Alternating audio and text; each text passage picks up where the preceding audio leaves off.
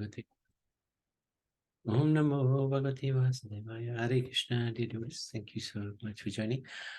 We wanted to seek the blessing of Radha Madhav, Radha Shyam Sundar, Krishna Balaram, Bhagavad Gunita, Srila Prabhupada, Guru Maharaj, and the assembled devotees. Yesterday was the disappearance of Jiva Goswami, so we wanted to talk about him today. Who is he? He was the nephew of Srila Rupa and Sanatana Goswami. This is part of the 6 Goswamis, very important devotees of Lord Chaitanya. He was the son of their brother Anupama, and he was born in 1511, so a long time back, 500 years plus, 600 years. 500 years or plus, at the village of Ramakeli, where Lord Chaitanya first met Rupa and Sanatana Goswami. Jiva Goswami displayed all the charming features of a Mahapurush, divine person. He had lotus eyes, a high nose, forehead, broad chest, long arms, and a radiant golden body. He was a baby when Rupa Goswami and Sanatana Goswami placed him at the lotus feet of Mahaprabhu, who then touched him with his lotus feet. Jiva said that he has had a very vague remembrance of that time when he touched the lotus feet of Lord Chaitanya Mahaprabhu. He engaged in pure devotional activities from his very childhood. Averse to mundane sporting, Jiva would make images of Krishna and Balaram, dress and decorate them with jewels and flowers. He would offer sandalwood pulp and pay obeisances with tears in his eyes. He would then offer them sweets, take prasad, and distribute to his friends. This is from a very young age. Jiva was very much attached to Krishna Balaram, that at bedtime he would embrace his deities and fall asleep. His parents thought he was only playing, but the villagers rejoiced to see Jiva's love for Krishna Balaram.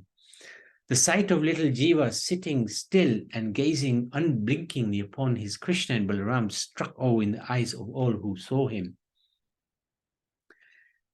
Rupa Goswami later made arrangements for Srila Jiva Goswami's education. He gave money to Jiva Goswami's family so that they could help him with his studies. Thus, even in boyhood, Jiva Goswami became a great scholar in Bengali, Sanskrit, Urdu, Arabic, and Farsi. He was an unparalleled scholar of Sanskrit, especially of Sanskrit grammar.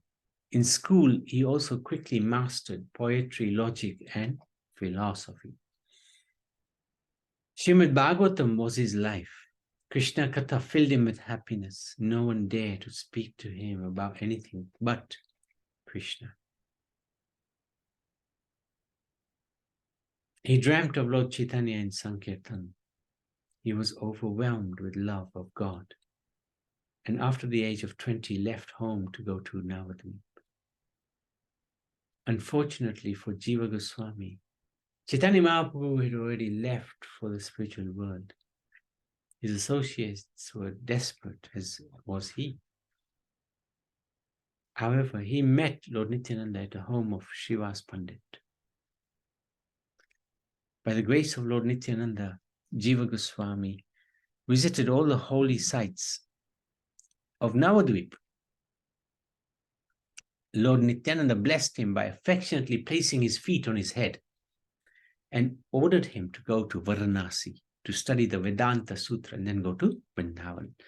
So he had direct association with Balaram in the form of Nityananda, who took him around actually in Navadvip. So he was very fortunate. He then traveled to Varanasi, where he studied scriptures with Madhusudan Vachaspati, disciple of Sarvabhauma Bhattacharya. Then he went on to Vrindavan, where he came under the tutelage of Sri Rupa and Sanatana Goswamis. After humbly serving Rupa Goswami by washing his feet, preparing his manuscripts, and editing his books, he received Diksha, initiation. Once during the summer, Rupa was writing Bhakti Rasamrit Sindhu, while Jiva Goswami fanned him. At that time, Vallabhacharya came by to see Rupa Goswami. So Vallabhacharya is from the Pushti mark, great devotee of the Lord. After reading some of Rupa's introductory verses, he suggested some corrections. When Vallabh went to Yamuna to take a bath, Jiva followed him on the pretext of going to fetch water. Actually, he was angry because Vallabh's proposal were arrogant. He confronted Vallabh and demanded to know what fault he found in Rupa's verses. So this is the disciple, not very pleased that his guru's work was criticized. When Vallabh told him, Jiva pointed out the flaws in Vallabh's arguments. In the ensuing debate, Jiva countered every one of Vallabh's objections. Vallabh returned to Rupa Goswami's hut impressed with Jiva's scholarship. When he recounted the entire episode, Rupa gently rebuked Jiva. He should have tolerated, as Vallabh was older and a learned Vaishnava. And he told Jiva to return to Bengal and come back to Vrindavan only when he was sufficiently calm. Thus banished from his presence, Jiva felt Rupa Goswami's his dwellings. But rather than going back to his family home, as he had been told, he went to Nandghat, a nearby village. Hoping to regain his guru's favor, he began to practice rigorous austerities, worshipping Krishna intensely, while fasting or eating only a bare minimum. As a result of such severe practices, his body became emaciated. One day, Sanatana Goswami came by there and was moved to see his condition. He took Jiva with him to Rupa and arbitrated on his behalf. Rupa forgave Jiva and affectionately blessed him. So this is a really interesting pastime between the guru and the disciple. Srila Prabhupada once commented on his guru-disciple pastime. Sri Rupa Goswami was happy inside because Jiva Goswami proved to be a very good disciple by defeating Vallabh, but cast out Jiva to teach us, the devotees of today, a lesson. It was not done to teach or punish Jiva Goswami, who is a perfectly liberated, eternal associate of Lord Krishna. Rupa Goswami sent Jiva Goswami out of Vrindavan to teach all Jivas what he wrote in Upadesh Amrit. Vacho Vegam Manasa Krodha Vegam, Jiva Vegam. Devotee should control his tongue, speech, and always remain humble. Trinadapi Sunichana. Srila Jiva Goswami was the youngest but most prolific writer among the Goswamis. A super excellent Sanskrit scholar, he wrote an astounding 500,000 Sanskrit verses. That's 25 books. He would compose Sanskrit verses in his mind and write them down by changing or without changing anything. Writing them down means he used a metal stylus to permanently etch them in palm leaves. See, these palm leaves are still being preserved, actually. A lot of them have been lost, but many are preserved. This inscription method left no room for erasing, editing, rewriting, or running a spell check. Yet each verse was a priceless gem of perfect meter, rhythm, poetry, and meaning. He was the greatest philosopher in all of Bharatiya history. Contemporary Sanskrits call him the greatest scholar who ever lived. His books show that Chaitanya Mahaprabhu's philosophy gives the essence of Vedic wisdom and the perfection of religion. Anyone who faithfully reads these books will become a devotee of Krishna.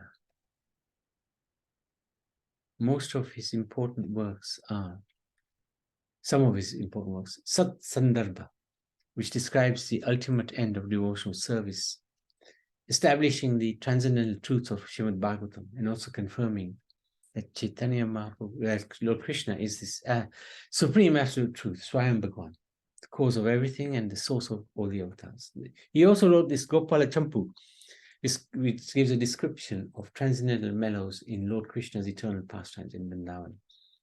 He also wrote Harinam Vyakarana, Sanskrit grammar. Every Sanskrit word and every letter was understood to indicate Krishna, the nectar and name of Sri Hari. The following quote comes from Srila Jiva Goswami's Nectarian Gopala Champu, which describes the playful Vrindavan pastimes of Radha Damodar. So, this is interesting. From Govardhan Hill, a large form of Govardhan manifested. All of the Brajavasis, along with Krishna himself, then offered obeisances to that towering form. As Sri Krishna stood by with folded hands, that great personality, Govardhan, bellowed, "I shall eat all the offerings." He ate and drank water by emptying all the kundas around the hill. While eating all the preparations made by the Brajavasis with his right hand, he snapped the fingers of his left hand. The cowherd men ran out of the way while Govardhan stretched out his hands to take more and called out, "Aniyor, Aniyor, Aniyor, bring more, bring more, bring more." Satyanarayan Das, who translated the Sandarbhas into English for ISKCON, gives this explanation of Jiva Goswami's name. Jiva. Jiva means soul, unusual name for a Goswami. Actually, Sri Jiva Goswami's name, Jiva, is very interesting when considered in light of the Bhagavad verse, Ahastani Sahastanam Apadani Chatuspadam Jivo Jivasya Jivanam. Animals without hands are food for those with hands. Those without feet are food for the four-legged. Everyone, one Jiva, everywhere, one Jiva, living entity, is food for another. Another meaning of Jiva is one who gives life to others. Interesting. So the spiritual knowledge given by Jiva Goswami in his 25 books gives life to all the devotees. Another name of Jiva is Jivaka, one who makes the Jivas, living entities, emanate ecstatic sounds. Srila Jiva Goswami did this by supplying the esoteric meaning of Srimad Bhagavatam through the Bhagavad commentaries and the Sandarbhas. One who expands the nature of the Jiva, his relationship with the Lord, the process to achieve the goal and the ultimate purpose of life is Jivakam or Jiva. After the disappearance of Rupa and Sanatana Goswami, Jiva Goswami became the Gaudiya Sampradaya Acharya to guide all the Vaishnavas in Navadvip, Vrindavan, and Jagannath Puri. Although he was the undisputed leader, he always acted as a humble servant of all the Jivas. Whenever Bengali Vaishnavas visit Vrindavan, he would lovingly receive them, arrange for prasad and comfortable rooms, and even guide them on Brajamandal Parikram.